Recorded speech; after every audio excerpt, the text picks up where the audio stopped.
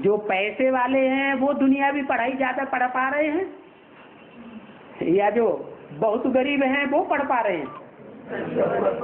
हाँ, उनमें से कोई कोई ऐसे हैं प्रतिभावान, क्या कि उनको सरकार से कोई मदद मिले या न मिले, लेकिन वो अपनी पावर से पढ़ करके होशियार बन जाते हैं। हाँ? बाबा, इस चित्र में शंकर जी को बहुत सारे कुंडल दिखाए गए। गुण कुंडल? हाँ, तो उसका क्या है? बहुत सुना होगा उन्होंने, थोड़ा ज्ञान सुना होगा या ज्यादा ज्ञान सुना होगा? है कानों के जो रतन हैं वो ज्ञान रतन उन्होंने ज्यादा धारण किए होंगे या कम धारण किए होंगे? और मनुष्यों के मुकाबले ज्यादा ज्ञान रतन धारण किए होंगे, तो कान में ढेर सारे कुंडल दिखा दिए हैं। हाँ, गले में सांप हैं। ऐसे सांप अभी गले में नहीं पड़ रहे हैं क्या? बाबा जो दशहरा मेला मनाते हैं, जो दशहरे का मेला मनाया जाता है, और दशानन को हारने की बात है ना, तो बाबा जगदम्बा की मूर्ति की पूजा कैसे किया? मतलब जगदम्बा की मूर्ति की पूजा करते हैं हम लोग। हाँ, और दशहरा का मेला का मतलब रावण का हरा। हाँ, पहले क्या मनाते हैं? पहले दशहरा मनाते हैं या पहले देवी की पूजा करते हैं? देवी की पूजा करते हैं। क्यों? कहाँ की यादगार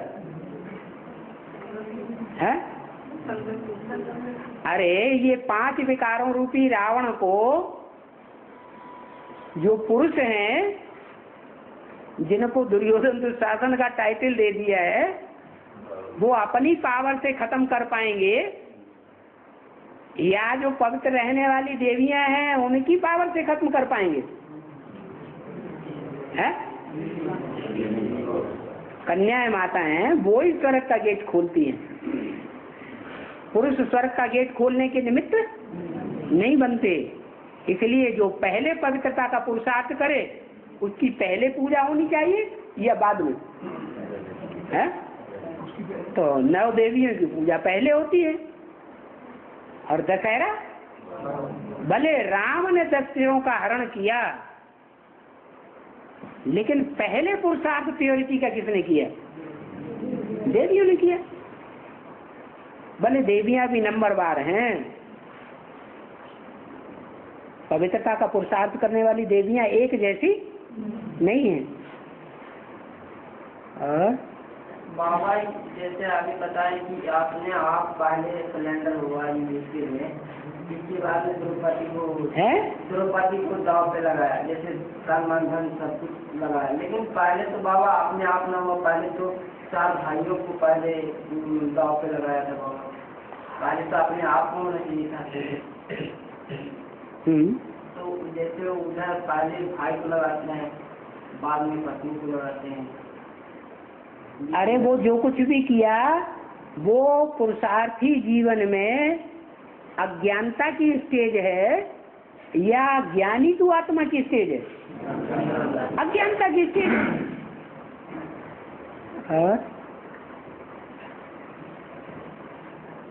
बाबा, एक ज्ञान का पॉइंट पढ़ा था कि जब त्रिमूर्ति का चित्र क्लियर हो जाएगा तो निश्चय पक्का हो जाएगा। क्लियर नहीं हुआ अभी? है? 3 मूर्तियों का जो चैतन्य चित्र है वो अभी क्लियर नहीं हुआ है? अरे क्लियर हुआ कि नहीं हुआ? हाँ, फिर निश्चय हो गया है? 3 मूर्तियों का चित्र क्लियर होना कोई बड़ी बात नहीं है। चित्र माने चरित्र तो क्लियर हुआ, लेकिन उस चरित्र में जो मुख्य चरित्रधारी है क्या, वो कौन है? उसका चरित्र बुद्धि में अच्छी तरह से क्लियर हो गया कि अनिश्चय आता रहता है? ब्रह्मा के ऊपर लोगों को जल्दी निश्चय बैठ जाता है या बाप के पार्ट के ऊपर जल्दी निश्चय बैठ जाता है? ब्रह्मा और विष्णु तो उनके चरित्र क्लियर है, तो निश्चय बैठना कोई बड़ी बात नहीं। लेकिन अड़भंगा पार्ट किसका है?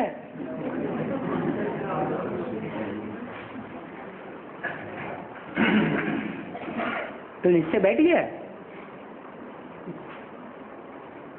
भले तीनों मूर्तियां उनका पार्ट बुद्धि में बैठ जाए कि ये हैं, फिर भी जो रहस्य की बात है, राज की बात है, उसमें माया बहुत घोटाला डालती है, निश्चय बुद्धि नहीं बनने देती जल्दी।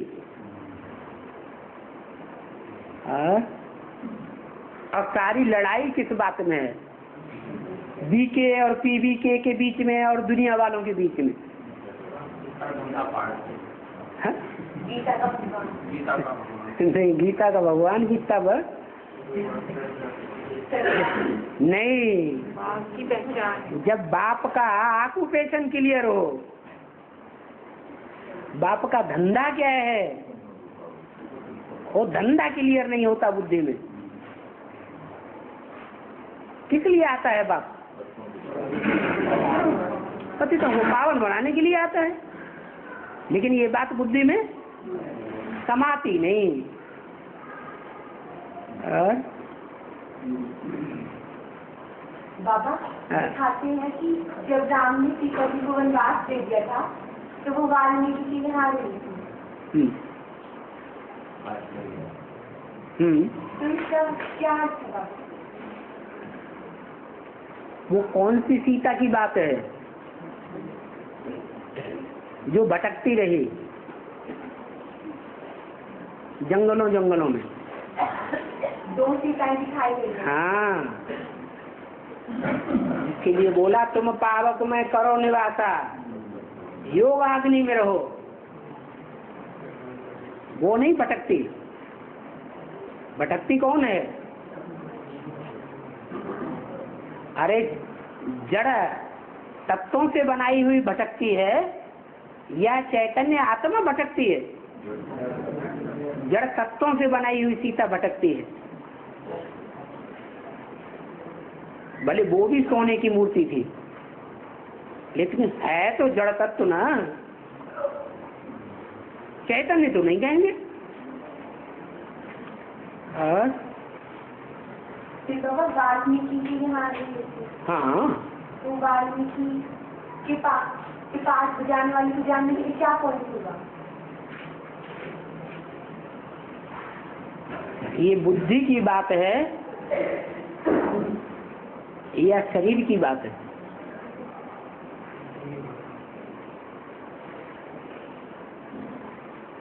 जो पालना हुई है वो बुद्धि की बात है, बुद्धि रूपी धरणी की बात है या स्थूल बात है?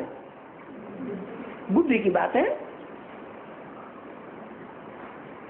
जो महाकाली का पार्ट है, वो महाकाली भी उसके मस्तक में चित्र किसका दिखाया जाता है? शंकर का चित्र दिखाया जाता है। इसका मतलब वो आत्मा कहाँ रहती है? हैं? कहाँ रहती है? नहीं, वो ही आत्मा राम, वो ही आत्मा वाल्मीकि, वो ही आत्मा तुलसीदास की अलग अलग आत्माएं अपनी अपनी कथा कहानियां अपने अपने शास्त्रों में लिख दी।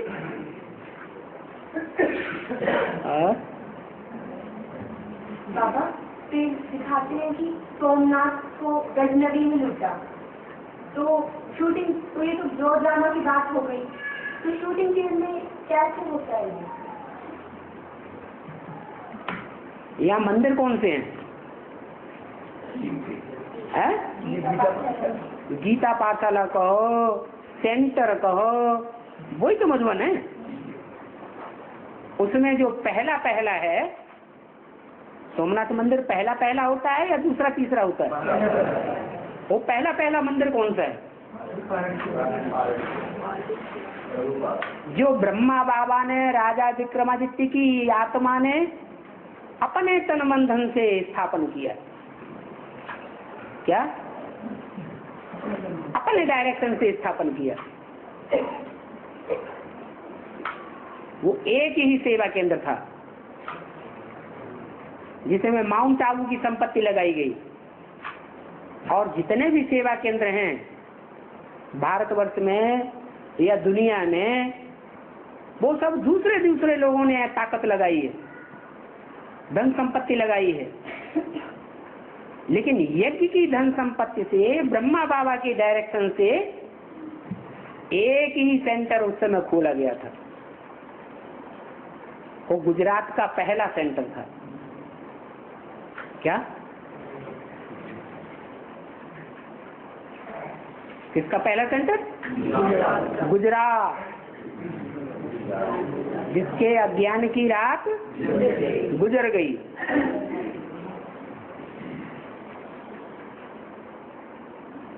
जहां से सोमनाथ और सोमनाथनी दोनों प्रत्यक्ष होते हैं।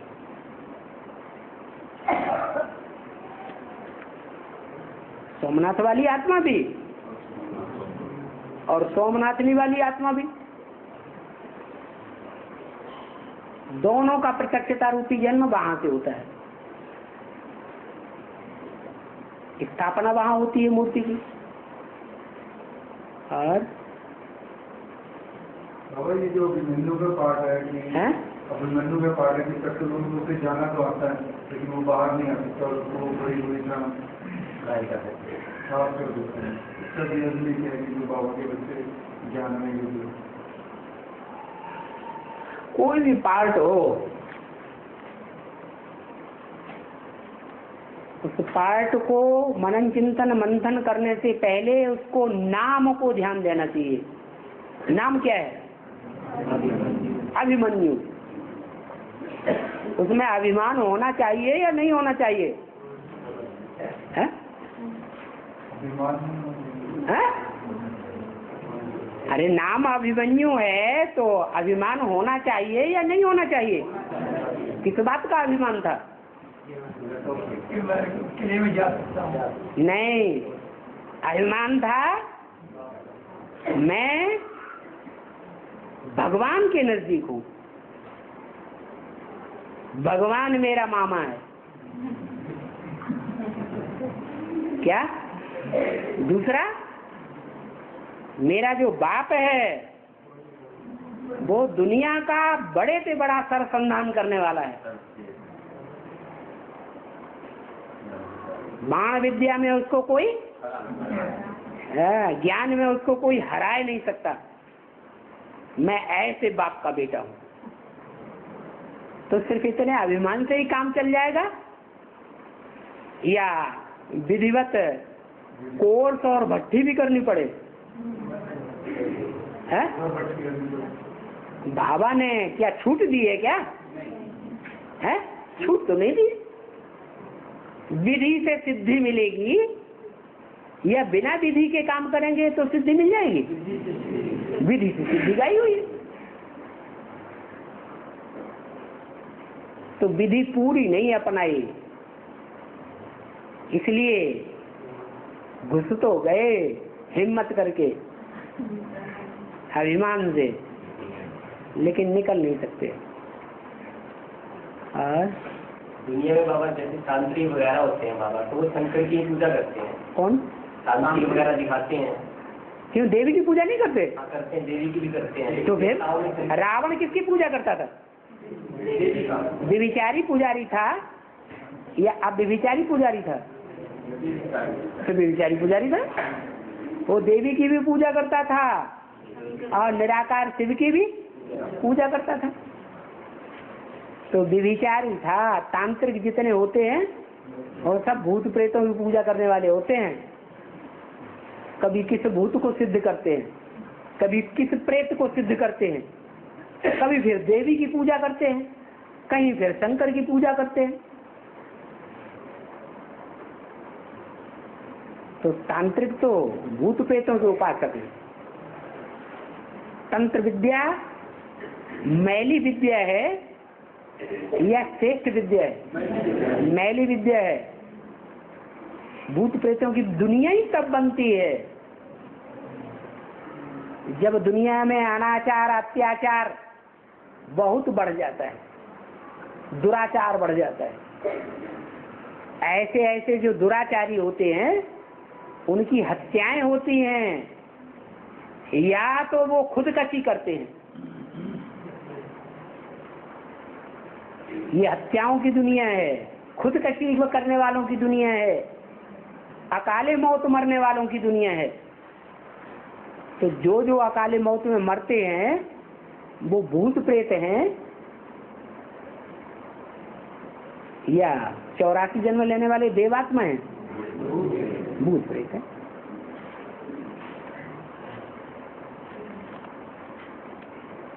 सब व्यभिचारी हैं। इसलिए गीता ने कहा है कि भूतों की पूजा करने वाले, उपासना करने वाले भूत प्रेत योनि में जाते हैं। बाबा शंकर जी की बारात भी तो भूत प्रेतों की दिखाते हैं। वो तो जगत का बाप है, जगत में भूत प्रेत नहीं है क्या? हाँ। और देवताओं का भी बाप है, मनुष्यों का भी बाप है, तो भूत प्रेतों का भी बाप है। और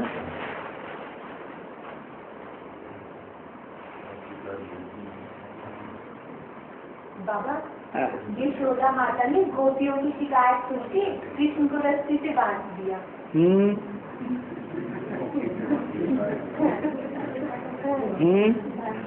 रस्सी से नहीं बांध दिया, ओखली से बांध दिया। भूल गई थोड़ा थोड़ा। क्या कैसे बांध दिया? ओखली से बांध दिया। यशोदा नाम क्या रख दिया? यशोदा, यश देने वाली में। ऐसी कौन सी देवी है जो यश ही यश देती है, अपयश नहीं देती है कोई? लक्ष्मी है। तो लक्ष्मी मुख्य ब्रह्मा कुमारी होगी या नहीं होगी? होगी है। और संगमी की दुनिया में संकल्पों का ज्यादा महत्व है या वाचा और कर्मणा का ज्यादा महत्व है? संकल्प। जो पवित्र आत्माएं दृढ़ता से संकल्प करती हैं तो उनके संकल्प जल्दी सिद्ध हो जाते हैं। एडवांस के आदि में जो ब्रह्मा वाली आत्मा है, ज्ञान चंद्रमा, वो प्रवेश करके पार्ट बजाता है।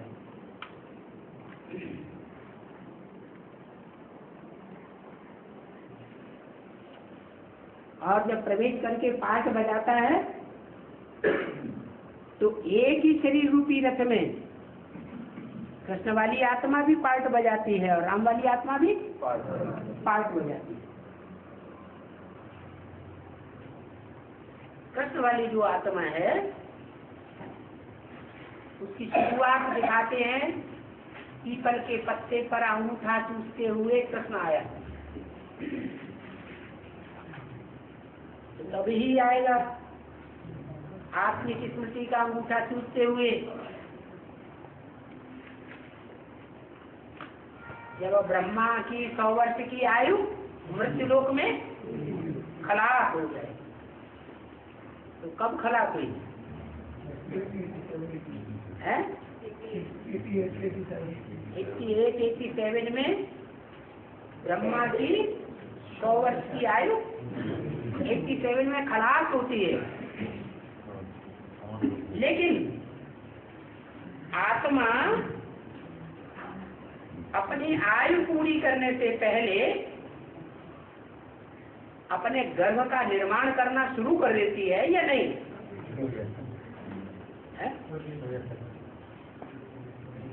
87 में 100 साल आयु पूरी हुई, उस समय तो शरीर छोड़ा, 100 वर्ष की आयु पूरी हुई मृत्युलोक में, अंगूठा चूसते हुए मस्ती की अवस्था में संसार सागर के बीच कोई शरीर रूपी नरैया में प्रवेश करके पाठ बजाते हुए दिखाया गया। लेकिन उससे पहले ही अपना कार्य शुरू कर दिया या नहीं कर दिया? हर मनुष्य जब शरीर छोड़ता है तो शरीर छोड़ने से 4-5 महीने पहले से ही उसके स्वभाव संस्कारों के आधार पर, कर्मों के आधार पर गर्भ पिंड तैयार होने लगता है। तो 87 में से 4 वर्ष घटा दो, है 84 क्या 84 के लिए बोला है। 84 में 84 घंटे वाली देवी प्रत्यक्ष होनी चाहिए। 83 के लिए बोला 83 में 13 होना चाहिए। का मतलब क्या 83 में या 83 से पहले कोई ब्रह्मा कुमारी सरेंडर होकर के तेरी बनी नहीं थी? है? कोई नहीं बनी, ढेर सारी बन चुकी, लेकिन उनकी बात नहीं है। वो तो डीजे वाली दुनिया हो गई भक्तों की। गायन किसका है? ज्ञानियों की दुनिया का गायन होता है शास्त्रों में, या भक्तों की दुनिया का गायन होता है? ज्ञानियों की दुनिया का गायन है। यानी 83-84 में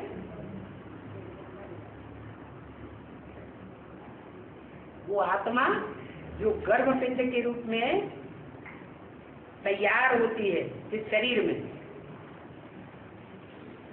उस शरीरधारी के द्वारा 87-88 में जगदम्बा के रूप में प्रत्यक्ष हो जाती है। लेकिन जगदम्बा जो है वो कोई यशोदा नहीं है,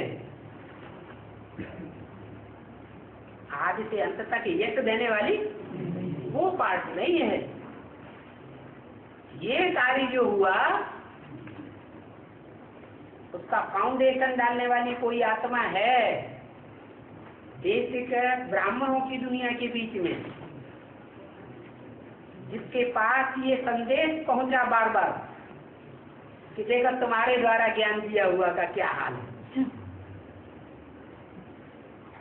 तुमने तो बेसिक में निकाला ना, देखो क्या कर्म कर रहा है। सारा ब्राह्मण परिवार टूट करके उधर जा रहा है। कितनों की हत्या हो गई। उल्टा उठाएंगे या सीधा उठाएंगे? उल्टा उठाएंगे।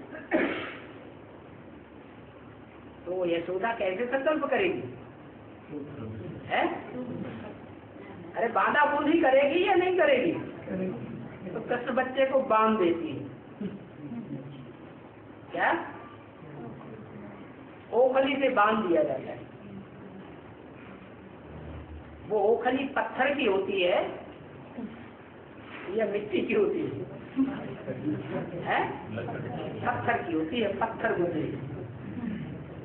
भगवान को पहचानते हुए भी नहीं पहचान पाती। तो पत्थर की ओखली में वो कृष्ण के रूप में पार्ट बजाने वाली जो आत्मा है, जो संतभाषी की प्रत्यक्ष होती है ब्राह्मणों की दुनिया में, उसको बांध दिया जाता है। जैसे आजकल दुनिया में जो माँ बाप होते हैं, अगर बच्चा बहुत शैतानी दे रहा है, माँ बाप की बदनामी हो रही है, तो क्या करते हैं? शादी कर देते।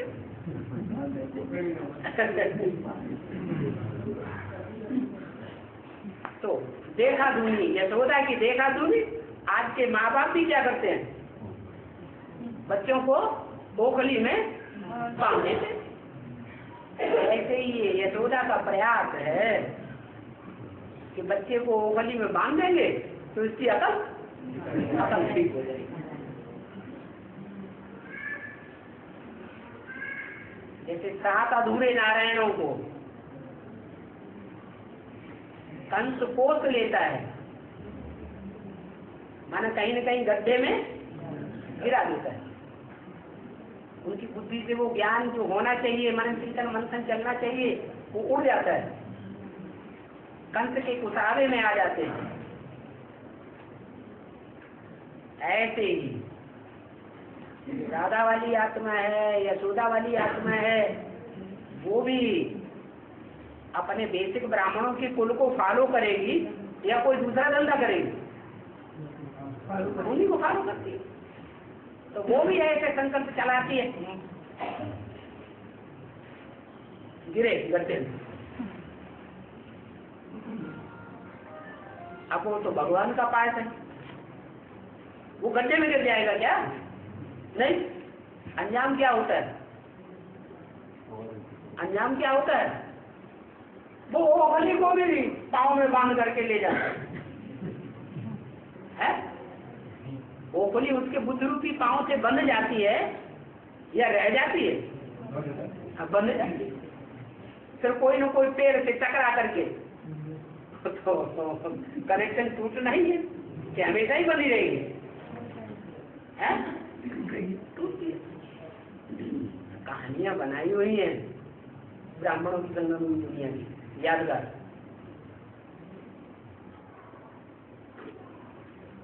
चलो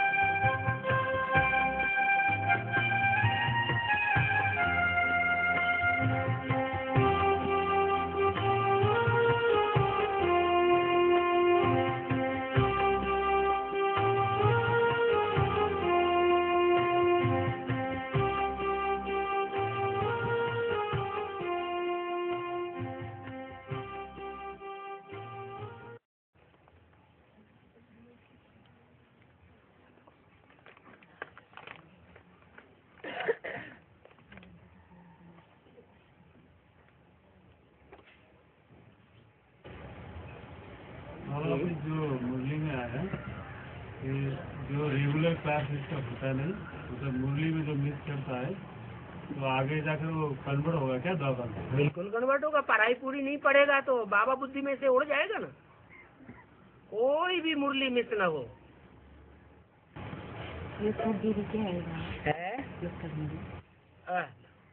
एडवांस भट्टी भी कर ली, अभी यही नहीं जाना है। योग किससे लगाना है? योग तो अक्षर ही बाबा ने उड़ा दिया। क्या बताया? याद करो। तो याद की विधि क्या है वो भी माताएं पूछें, हैं? माताएं जब जन्म लेती हैं तो कन्या के रूप में जन्म लिया, माँ बाप की याद आती है। माँ बाप से योग लगा रहता है ना, याद आती है। फिर स्कूल में जाती है तो टीचर के साथ योग लग जाता है। फिर बड़ी हुई कहीं सगाई हो जाती है तो जहाँ सगाई हो जाती है वहाँ बुद्धि योग लग जाता है। अंदर की आंख से या बाहर की आंख से जिसको भी देखा जाता है वो याद जरूर आता है। याद करना ही तो योग है। इसमें पूछने की बात है क्या? बच्चा माँ को याद करता है, किसी से पूछता है माँ हम तेरे को कैसे याद करें? बाप बच्चे के लिए पूछता है बच्चे हम तेरे को कैसे याद करें? स्टूडेंट टीचर को याद करता है, टीचर से पूछता है हम आपको कैसे याद करें? और यहाँ पूछते हैं बाबा हम कैसे याद करें? बाबा को याद करने की विधि क्या है?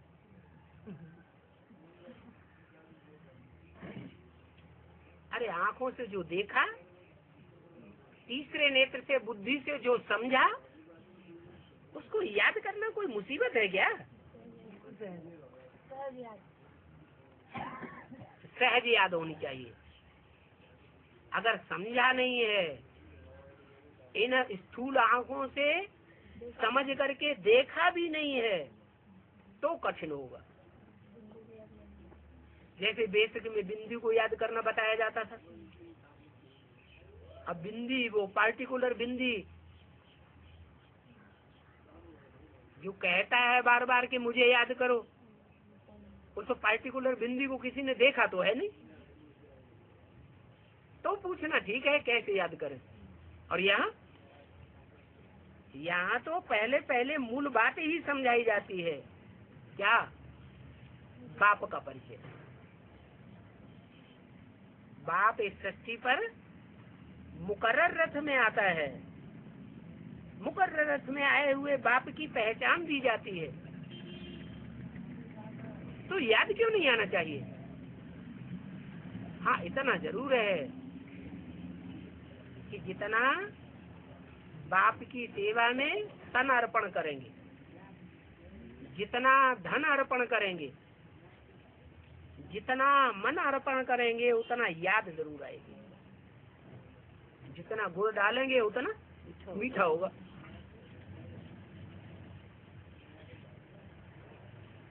तो ये नहीं कहना चाहिए कैसे याद करें। इसका मतलब है कि एडवांस ज्ञान पूरा अच्छी तरह से उठाया नहीं है। एडवांस ज्ञान अच्छी तरह बुद्धि में बैठ जाए तो वहाँ पहली पहली मुख्य बात तो यही समझाई जाती है कि त्रिमूर्ति बाप का परिचय क्या है। एक मूर्ति का परिचय नहीं दिया जाता, यहाँ तीनों मूर्तियों का परिचय दिया जाता है, परंतु उनमें बाप कौन है जिसको याद करना है। तीन मूर्तियों को अलग अलग याद नहीं करना है, याद तो सिर्फ बाप को ही करना है, क्योंकि तीनों मूर्तियां बाप टीचर सदगुरु नहीं है। एक ही मूर्ति उनमें ऐसी है जो हमारा बाप भी है, टीचर भी है और सदगति करने वाला सदगुरु भी है। और बाबा भक्ति मार्ग में निर्विकल्प समाधि का मैंने भक्ति मार्ग में जाना जरूरी है, हैं?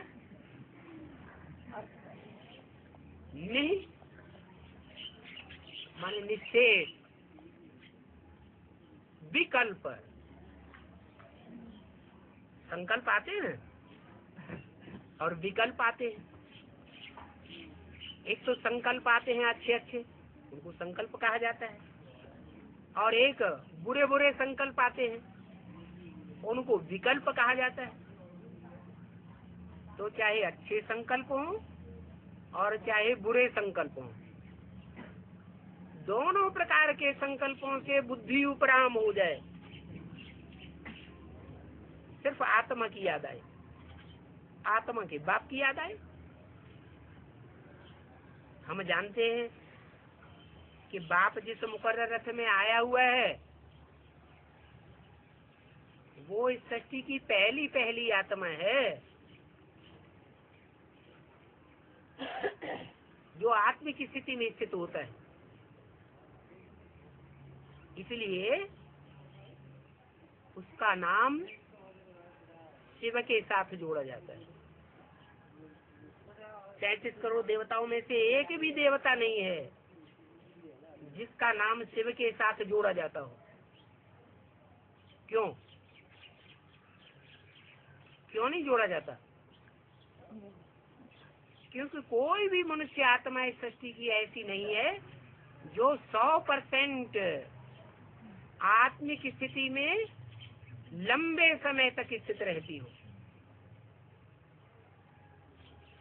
धर्म पिताएं हैं, धर्म पिताओं का चेहरा भी हमने देखा है, आत्मिक स्थिति में दिखाई जाते हैं, परंतु उनकी जो आत्मिक स्थिति है वो उसी जन्म में खलास हो जाती है या बनी रहती है। जैसे क्राइस्ट आया, परमधाम से क्राइस्ट की सोल आती है, प्रवेश करती है किसी में, देवात्मा में। पहले नाम उसका कुछ दूसरा था, प्रवेश करने के बाद उसका नाम क्राइस्ट पड़ता है। तो जब नाम क्राइस्ट पड़ता है तो स्थिति बदल जाती है, चेहरा मोहरा ही बदल जाता है।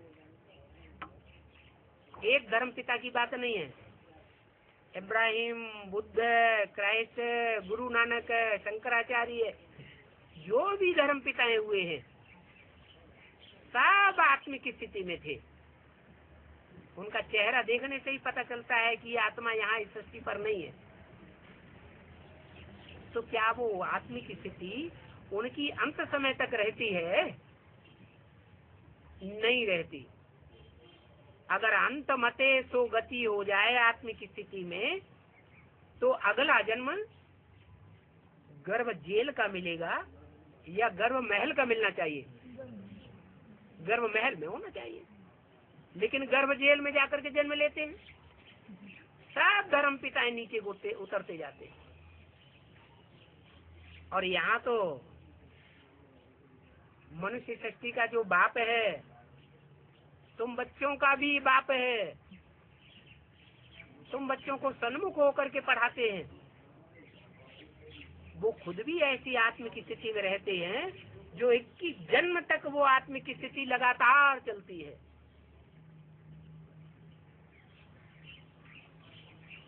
अकेले बाप ही नहीं, बाप के साथ ऐसे बच्चे भी हैं जो 21 जन्म की आत्मिक स्थिति का पूरा वर्षा लेते हैं। और जब तक भक्ति मार्ग में थे, अपना अपना जाति का अपना संस्कृत जो हम लोग करते थे, मैं खुद मैं अपना बात बोल रहा हूँ, मैं नेपाली जाति का बात। जो ज्ञान मार्ग में आके जब बाबा का ज्ञान हमको मिला है, तो ये जो हमारा जो संस्कृत, जो आपको जो पर्व, जो तिहार, ये क्या हमको छोड़ देना है ना? जो दृष्टि में लगे इसको भी पालना करना है। आपकी बच्ची हो चुकी है? अभी पहला आपसे मुलाकात हाँ, बेसिक में चले हैं कुछ, बेसिक ज्ञान में ब्रह्मा कुमारी आश्रम में गए कुछ हैं? डायरेक्ट है। डायरेक्ट है तो कोई आता नहीं है। आपकी उम्र क्या हुई? 65 उम्र हो गई। अभी इस यज्ञ को 70 साल होने जा रहे हैं। जो ज्ञान शिव बाबा आकर के सुना रहे हैं उसको 70 साल हो रहे हैं। तो यहाँ डायरेक्ट कोई नहीं आता है। कुछ न कुछ पूर्व जन्म में ये ज्ञान लिया है। पूर्व जन्म में ब्राह्मण बने हैं, ब्राह्मणत्व के संस्कार हैं, तो इसे एडवांस ज्ञान में भी आ जाते हैं दूसरा जन्म लेकर। जैसे गीता में लिखा है ये ईश्वरीय ज्ञान कभी लोप नहीं होता। क्या अगले जन्म में इस ज्ञान के संस्कार, ब्राह्मणत्व के संस्कार जाते हैं। तो ऐसे ही समझना चाहिए कि हमारा ज्ञान का फाउंडेशन तो पूर्व जन्म का ही पड़ा हुआ है। जिनका पूर्व जन्म का ज्ञान का फाउंडेशन पड़ा हुआ है उनकी भक्ति तो जल्दी उड़ जानी चाहिए। क्यों? क्योंकि भक्ति सिखाने वाले रहे हैं 63 जन्म के मनुष्य गुरु। भक्ति से होती है दुर्गति। 63 जन्मों में 2500 साल से मनुष्य सृष्टि की मेंटेलिटी की दुर्गति होती आई है। ईर्ष्या, द्वेष की भावना मनुष्यों में बढ़ती आई है या घटती आई है? क्या हुआ है? ईर्ष्या, द्वेष की जो बुरी बुरी भावनाएं हैं वो मनुष्य में घटती रही है या बढ़ती रही है? बढ़ती रही है। इससे साबित होता है कि मनुष्य आत्मा का पतन होता आया है। तो भक्ति से होता आया है पतन। जो भी परंपराएं से हम अंधश्रद्धा युक्त भक्ति के कार्य कर्म कांड करते आए हैं उनसे पतन हुआ है और भारतवासियों का विशेष पतन हुआ है। जहाँ सुमति तहाँ संपत्ति नाना, जहाँ कुमति तहाँ विपत्ति निधाना। ये नियम है। जहाँ प्योरिटी होगी आत्मा में वहाँ पीस और प्रॉस्पेरिटी जरूर होगी। भारतवासियों के पास जो पीस और प्रॉस्पेरिटी है वो विदेशियों के मुकाबले कम है या ज्यादा है? भारतवासियों के पास जो धन संपत्ति है जिससे सुख होता है वो धन संपत्ति कम है या ज्यादा है? विदेशियों के मुकाबले कम है। क्यों कम है? क्योंकि मनुष्यों की सिखाई हुई भक्ति भारत में ज्यादा रही, अंधश्रद्धा युक्त भक्ति। बाप अंधश्रद्धा को उड़ा देते हैं। बाप का जो ज्ञान है वो अंधश्रद्धा नहीं सिखाता। श्रद्धा विश्वास अच्छी चीज है, परंतु अंधश्रद्धा अंधविश्वास खराब चीज है। तो भक्ति मार्ग में जितनी भी परंपराएं अपना रहे हैं, कोई भी परंपरा को उठा लीजिए, वो सारी परंपराएं अंधश्रद्धा सिखाने वाली है। ज्ञान का मतलब है श्रद्धा विश्वास बढ़े, और अज्ञान का मतलब है अंधश्रद्धा अंधविश्वास बढ़ता जाए। अभी जो भी परंपराएं चल रही हैं भक्ति मार्ग में वो सब अंधश्रद्धा युक्त है। इसलिए बाप कहते हैं कि कोई को भक्ति करने के लिए मना मत करो। भले कोई ज्ञान में आ गया, चाहे ब्रह्मा कुमारियों के वाले ज्ञान में, बेसिक ज्ञान में आया, चाहे एडवांस में आ गया, उसको भक्ति करने के लिए मना नहीं करना चाहिए। क्यों? भक्ति करता है इसका मतलब है कि अभी शरीर छोड़ने वालों की लिस्ट में है। ज्ञान का फाउंडेशन पक्का नहीं पड़ा है जो नई दुनिया का फाउंडेशन डालने योग्य बनाओ। जो आत्मा, मनुष्य आत्मा नई दुनिया का फाउंडेशन डालने वाली होगी, उसकी भक्ति उड़ जाएगी। लेकिन भक्ति के लिए मना करना ये भी अच्छी बात नहीं। जब ज्ञान बुद्धि में बैठ जाएगा तो भक्ति अपने आप उड़ जाएगी। कि बाबा कई बार ये करना नहीं चाहते, उनका कहने का मकसद ये था कि अंदर से उनकी इच्छा नहीं है, वो चाहते भी नहीं है, लेकिन समाज में रहते हैं ना, तो हमें समाज को बदलना है या इसी समाज में रहना है? क्या लक्ष्य लिया है? समाज को बदलना है तो हमको पहले बदलना पड़ेगा। ये समाज का हमको मुकाबला भी करना पड़ेगा। हम बाप, सर्वशक्तिमान बाप के बच्चे हैं या कमजोर बाप के बच्चे हैं? जो इब्राहिम, बुद्ध, क्राइस्ट आए वो तो कमजोर बाप थे, वो खुद भी दुनिया में रम गए और सारी दुनिया को गड्ढे में ले गए। उन्होंने तो कमजोर दुनिया बना दी। और हमारा बाप सब कुछ बदलने आया। हमारा बाप तो सर्वशक्तिमान बाप है। हम किसके बच्चे हैं? सर्वशक्तिमान बाप के बच्चे हैं। तो जैसा बाप वैसे बच्चे होने चाहिए। इसलिए समाज को नहीं देखना है, समाज की रीत रस्म रिवाज को नहीं देखना है। समाज भस्म होने वाला है। ये पुरानी दुनिया और पुरानी दुनिया के जो भी रीति रस्म रिवाज हैं वो सब भस्म होने वाले हैं। ये मंदिर, ये मस्जिद, ये गिरजाघर, ये गुरुद्वारे सब खलास हो जाएंगे। एक ही बड़ा मंदिर रह जाएगा, लक्ष्मी नारायण का बड़ा मंदिर, जो यादगार आज भी भक्ति मार्ग में मनाते हैं कि सबसे बड़े भव्य मंदिर किसके बनते हैं? लक्ष्मी नारायण के बहुत बड़े भव्य मंदिर बनाए जाते हैं।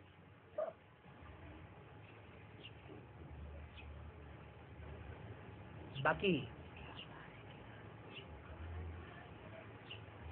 अंदर से ये भाव पैदा नहीं हुआ है कि हम सर्वशक्तिवान बाप की औलाद हैं। सारी दुनिया के मनुष्य मात्र सर्वशक्तिवान बाप के डायरेक्ट बच्चे नहीं बनने वाले हैं, डायरेक्ट बाप से पढ़ाई पढ़ने वाले नहीं हैं। और हम बाप से डायरेक्ट पढ़ाई पढ़ने वाले बच्चे हैं। हम डायरेक्ट बाप से दृष्टि लेते हैं, हम डायरेक्ट बाप से ज्ञान लेते हैं, डायरेक्ट बाप के वाइब्रेशन लेते हैं, डायरेक्ट बाप की पालना लेते हैं। हम जैसा भाग्यवान तो कोई दुनिया में हो ही नहीं सकता। तो हम कमजोरी के वाइब्रेशन क्यों पकड़े हैं कि समाज ऐसे करता है, समाज वैसे करता है? अरे समाज तो भस्म होने वाला है। जो श्रीमत पर चलेंगे, श्रीमत को पहचानेंगे, वो ही इस दुनिया में रहेंगे और इस दुनिया को चेंज करने के निमित्त बनेंगे। जो श्रीमत को जानते ही नहीं, श्रीमत दाता को पहचानते ही नहीं, वो तो साफ खलास होने वाले हैं। और बाबा प्रकाश में दादी ने करीब थोड़ा 13 दिन के बाद उनको जो दिखाई के संदेश में आए थे में कि चारों तरफ उनके स्वागत हो रहे थे। तो एक तरफ स्वागत करने वाले देवता थे, कौन सी देवता थी? देवता अभी बताया कि ब्राह्मण एक प्रकार के नहीं होते। भक्ति मार्ग में भी ब्राह्मणों की कितनी कुरियां हैं? 9 कुरियां मानी जाती हैं। जैसे दुनिया में 9 धर्म विशेष फैले हुए हैं, इन 9 धर्मों का फाउंडेशन करने वाले जो ऋषि मुनि हुए हैं, जिनसे ये 9 कुरियां चली हैं, वो 9 कुरियां हमारी ब्राह्मणों की दुनिया में अभी फाउंडेशन लग चुका है। जो 9 नारायण हैं, एक संगम युग का नारायण और 8 सतयुग के नारायण, ये 9 नारायण जो हैं वो 9 कुरी के ब्राह्मण हैं। अव्वल कुरी, द्वयम कुरी, नंबरवार कुरियां हैं। उनमें एक कुरी ऐसी है सूर्यवंशी, जो कभी कन्वर्ट नहीं होते, और बाकी सतयुग से लेकर के पहला जो नारायण होगा, माने ब्रह्मा बाबा वाली आत्मा, कृष्ण वाली सोल, वो भी माँ का पार्ट है ना, तो माँ बच्चों के प्रभाव में आ जाती है मोह के कारण। कन्वर्ट तो नहीं होती, क्योंकि बाप का छाया साया में जब तक रहेगी तब तक कन्वर्ट होने का सवाल ही नहीं। बाप के परछाई से दूर होने के बाद माँ बच्चों के अधीन हो जाती है। आज हर परिवार में देख लो, माताएं बचपन में है, कन्या है, तो माँ बाप के कंट्रोल में रहती है। शादी हो जाती तो पति के कंट्रोल में रहती है। पति खुदा न खास्ता शरीर छोड़ दे तो किसके कंट्रोल में आ जाती? बच्चों की कंट्रोल में आ जाती। कृष्ण बच्चा है ना, प्रसिद्ध बच्चा, वो कृष्ण बच्चा ही गीता का भगवान माता का बन बैठता है। गीता पति भगवान बन बैठता है, तो जो दूसरे बच्चे हैं वो फॉलो नहीं करेंगे। घर घर में आज ऐसी स्थिति है कि माताएं मोह में आकर के बच्चों के अधीन हो जाती है। बाप अधीन नहीं होता बच्चों के, बाप रचयिता है, माता फिर भी रचना है, बच्चे भी रचना है। और बाबा तो अपना बहुत ज्ञान में चलते ये झूठ बोलती है, क्या कर रहे? कोई अपना बहुत ज्ञान उठाते हैं फिर भी वो बहुत झूठ बोलती है कोई आत्मा। वो झूठ खंड की दुनिया में झूठ तो सब बोलते हैं। कोई कम झूठ बोलते हैं, कोई ज्यादा झूठ बोलते हैं। एक बाप है शिव सुप्रीम सोल, जो इस सृष्टि पर आता है तो सत्य ही बोलता है। एक बाबा दूसरा में कोई सत्य बोलता, सत्य के सिवाय और कुछ नहीं बोलता। और दुनिया में जो भी है A to Z, जब तक पुरुषार्थी जीवन है तब तक झूठ जरूर बोलेंगे। संपन्न देवताएं बन जाएंगे तो नई दुनिया के भांति बन जाएंगे, झूठ बोलना बंद हो जाएगा। बाकी कोई 10% झूठ बोलने वाले हैं, कोई 100% भी झूठ बोलने वाले हैं। बाप की श्रीमत है सत्य। क्या कोई छाती ठोक करके कोई कहेगा पुरुषार्थी जीवन में कि हम 100% सत्य पर चलने वाले हैं? अभी बाप के सिवाय कोई नहीं, कोई नहीं कह सकता। तो सबके ऊपर माया का परछाया है। माया किसी को छोड़ने वाली नहीं है। हाँ बाबा, बाबा को डंडा ले जाने का संकल्प है हमारा। डंडा वंडा तो नहीं मारेंगे वहाँ।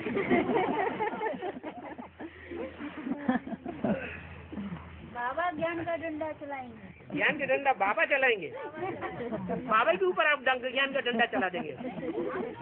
हाँ। हमारे ऊपर ज्ञान का डंडा चला। अच्छा, और दूसरों के ऊपर नहीं चलाते? चाहे काम तो बाबा को ही। जो भी गीता पाठशालाएं हैं, उन गीता पाठशालाओं का लक्ष्य ही है नर से नारायण बनना और नारी से लक्ष्मी बनना। और वहाँ जो टीचर बैठाए जाते हैं वो भी युगल ही बैठाए जाते हैं। लक्ष्मी नारायण बन करके रहें, अपने घर का वातावरण लक्ष्मी नारायण के मंदिर जैसा बनाए। उसे गीता पाठशाला कहा जाता है। गीता पाठशाला तब कही गई है जिन गीता पाठशालाओं की यादगार में, भक्ति मार्ग में भी गांव-गांव, शहर-शहर में गीता मंदिर बने हुए हैं, वो गीता मंदिर इस बात की यादगार हैं कि जहाँ जहाँ गीता पाठशालाएं बनी हैं, वहाँ वहाँ बाप ने आकर के, जो गीतापति भगवान है, उसने आकर के पढ़ाई जरूर पढ़ाई है। भले एक बार आया हो, लेकिन आएगा जरूर। बाबा हम प्रतीक्षा करें? हैं? प्रतीक्षा करें? इंतजार नहीं करो, इंतजाम करो, क्योंकि बाबा ने कहा है गीता पाठशाला का भी रूप ऐसा बनाना है जैसे मधुबन। गीता पाठशाला का भी नक्शा कैसा बनाना है? ऐसा नक्शा बनाना है जैसे मधुबन का नक्शा है। मधुबन किसे कहा जाता है? मधुबन किसका घर है? मधुसूदन का घर है। तो देखना है कि हमारी गीता पाठशाला मधुसूदन का घर बन गई। 10, 15, 20, 25 ब्राह्मण अगर आ जाएं, ब्राह्मणियां आ जाएं, तो मधुबन में से धक्का तो नहीं मिलेगा उनको।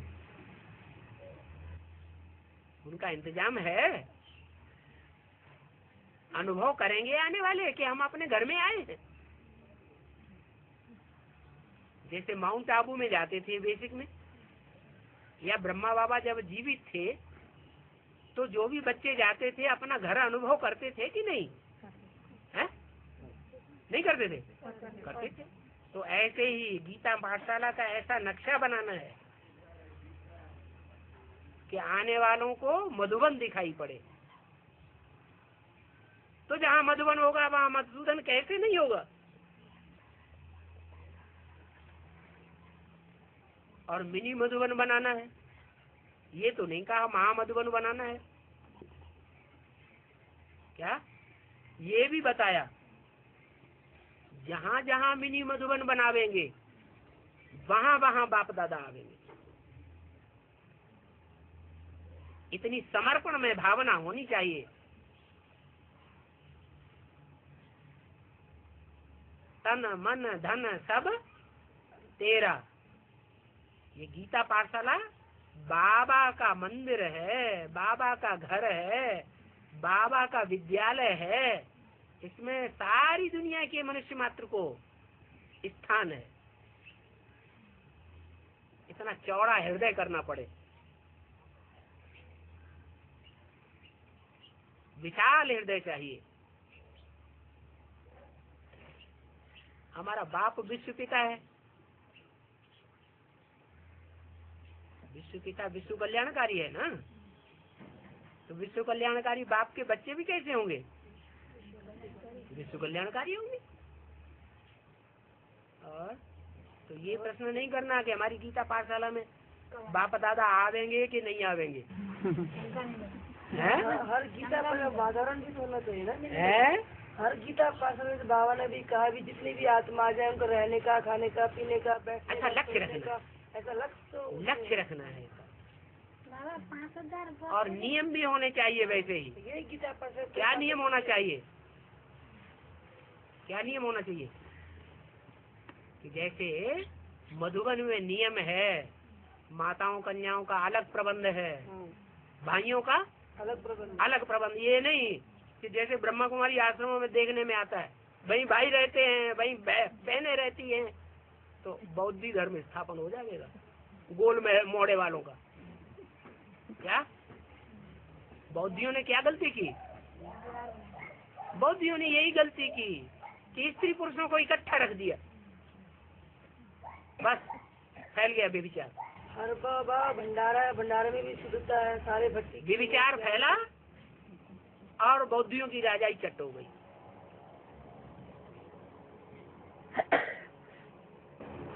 और